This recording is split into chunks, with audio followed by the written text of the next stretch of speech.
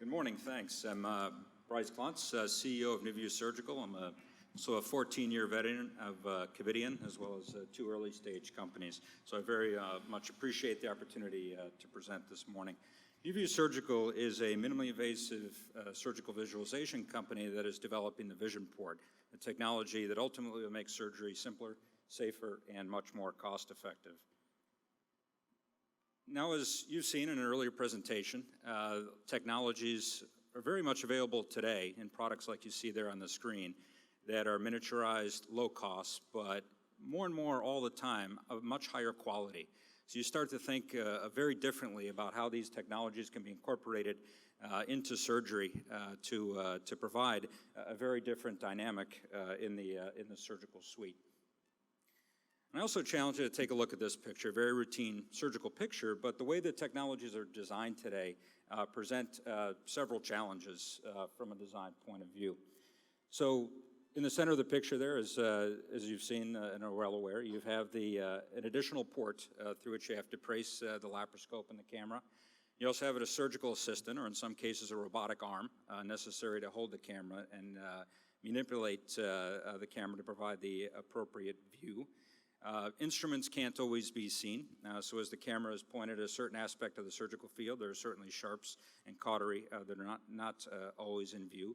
The camera is coming in at a different angle than the primary surgeon, is standing, so this provides an off-angle backwards view. So from an experienced surgeon point of view, you guys are well used to this, but from a training point of view, the off-angle view usually requires a lot of training to get the technique where it needs to be.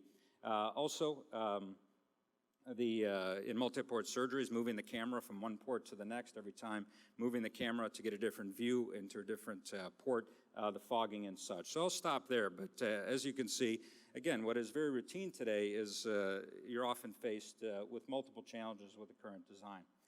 So what we've done, and this is just the first foray into technology, this is the Vision Port technology, and what we've done is incorporate miniaturized, low-cost, but very high-quality cameras into the distal end of the access port.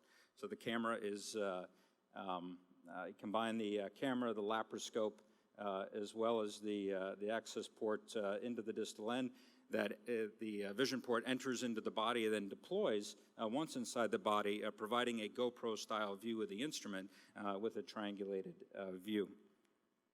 This shows our prototype today. This is the Vision Port. We have developed a prototype, and you can see a little bit easier the high-def camera and the camera and how that's deployed and provides a very practical and triangulated view of the instrument, which is important from this sense. We also think, and not only in terms of miniaturizing the camera and the light source and such, but you begin to think about miniaturizing the entire laparoscopic tower. So today you've got a large tower of capital equipment that supports visualization, but you can really begin to think about moving, as it says here, from a tower to a tabletop system and really miniaturizing this aspect. So when you think about field-based, emerging market, military-based applications, you can really begin to think about putting laparoscopy into briefcase with this kind of thinking. And I think that our visualization and the Vision Port is just the first step in that, but our company's vision is to take it to another level and really start to think about the applications such as this. So we've got a long list of aspects that we provide, elements of value that we believe this will bring. Again, a few of these might resonate with each of you. First of all, visualization under complete control of the primary surgeon. So a surgeon can use 2 or 3 Vision Ports in a case through their access ports, so there's no longer the need for a camera holder or a robot or assistant to stand at the table and hold the camera.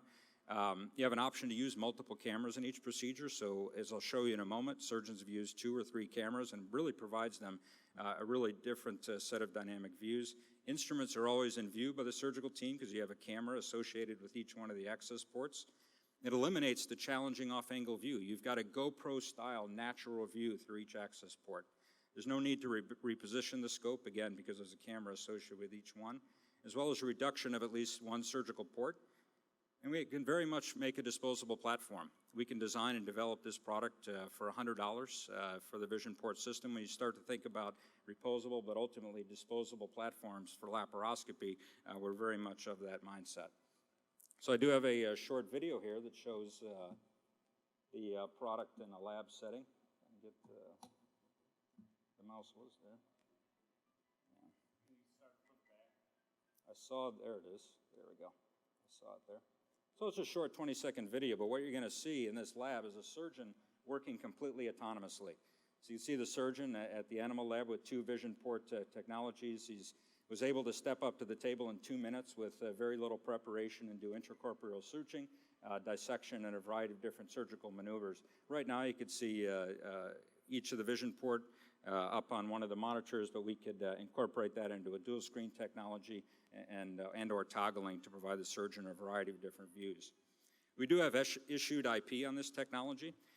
It really centers around the fact of incorporating the camera and the light source technology into the access port, initially embedding it so it can be entered into the body, then ultimately deployed, as well as the different mechanisms to change the view, to create image stability along the way. Our patent, which again is issued in September 2014, allows for all of that.